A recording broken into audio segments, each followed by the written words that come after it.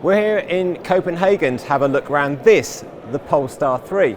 It's coming to the UK next year with a price tag of £79,000, and the very nice people at Polestar have given me around 4 minutes to tell you all about it.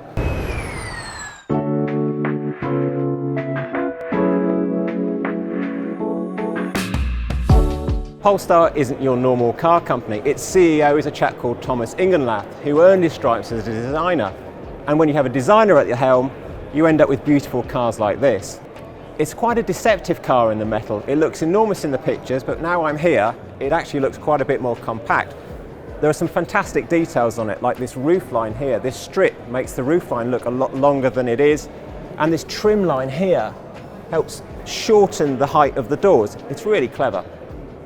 And it's not just these styling details that really stand out. The Polestar 3 got some really lovely aero features as well, like this wing which channels air up the bonnet and gets rid of the turbulent air that would normally come off the front of an SUV. And also at the back we have these fantastic little winglets which channel air and manage the airflow around the back of the car. Now if you love tech, I'm pretty sure you're going to love the Polestar 3.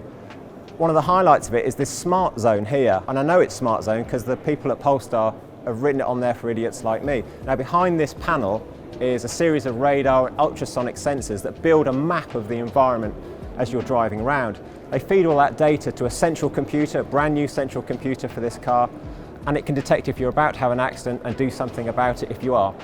If you're going to build a big car, you need to fit it with a big battery, and the Polestar 3 has an absolute whopper. It's a 107 kilowatt hours usable battery. Now Polestar say on preliminary figures that will deliver a WLTP range of around 379 miles, and we reckon absolute worst case scenario on British winter motorways that will still be over 300 miles, and that will be a deal breaker for a lot of people who are looking to move out of diesel SUVs. In terms of charging, there's another big figure. 250 kilowatts DC rapid charging is the maximum this Polestar 3 will accept. You'll do a 10 to 80% charge in around 30 minutes, which by my schoolboy maths means about 260 miles in 30 minutes.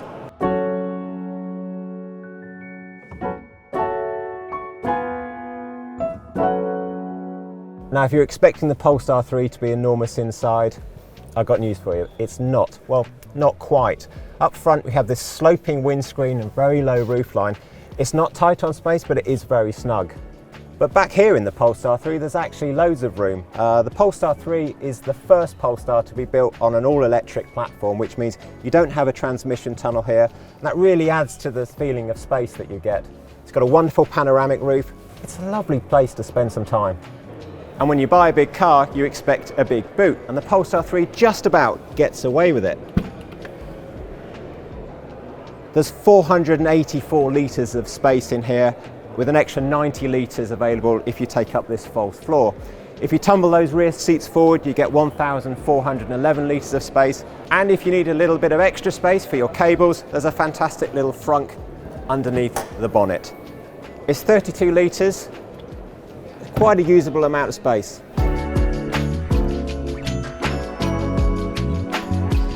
And there you have it, our 5 favourite things about the new Polestar 3. We'll be driving this car early next year, so if you've enjoyed this video or if you've even hated every minute of it, make sure you subscribe to the electrifying.com channel and you'll be notified as soon as our drive goes live.